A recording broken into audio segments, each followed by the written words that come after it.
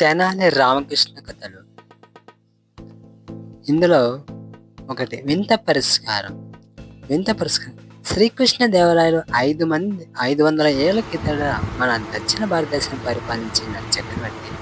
ఈయన యుద్ధాలలో ఎంతో నిపుణతో, కావ్య రచనలో అంతే నేర్పరి. ఈయనను సాహితీ సామరంగా నా చక్రవర్తి అనే బిరుదు ఉండేది. చక్రవర్తి అనే బిరుదు ఉండేది. అముక్తమనద రాయలు రచించిన గొప్ప కావ్యం.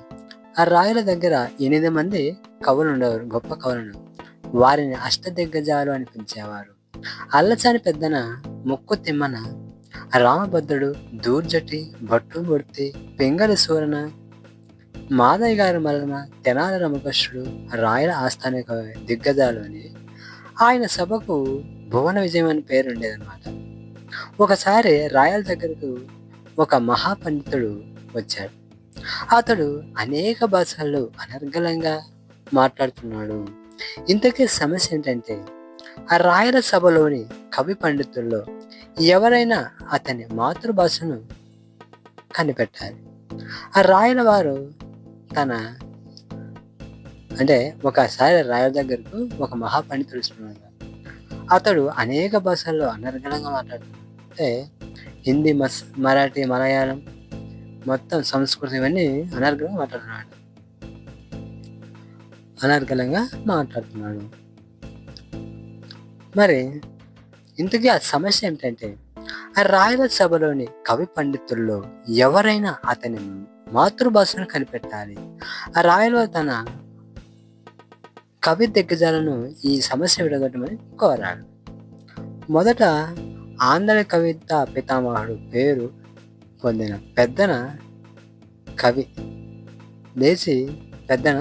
అనే కవి లేచి తనకు వచ్చిన భాషలో అతనితో సంభాషించి వాదించి కూడా అతని భాషను తేల్చుకోలేకపోయారు. తర్వాత 6 అంతే.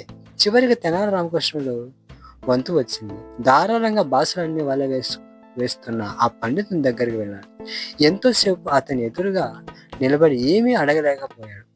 ఓటమి తప్పదని రాయలు భావించారు. ఆ ఉద్దండి పండితుల ద్వారా కూడా ఉప్పొంగిపోతున్నాడు. ఇంతలో అకస్మాత్తుగా తెనాలి కవికి కాలును గట్టిగా తొక్కాడు.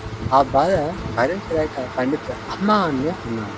అంతే, నీ మాతృభాష తెలుగు పండితోత్మ అని తేల్చేశాడు. తెనాలి రామకృష్ణ పండితుడు ఒప్పుకోక తప్పలేదు. రాయలు ఆనందానికి అంతులేని షబాస్ వికట కవి అని రామకృష్ణుని మెచ్చుకొని బహుమానం ఇచ్చాడనమాట. మాతృభాష గొప్పదనం అదే ఆనందంలో కానీ విషాదంలో కానీ మన నోటి నుండి వెలువడేది. మన మాతృభాష కన్నతల్లి, మాతృభాష మొదలైన భాష మరొక రానిది.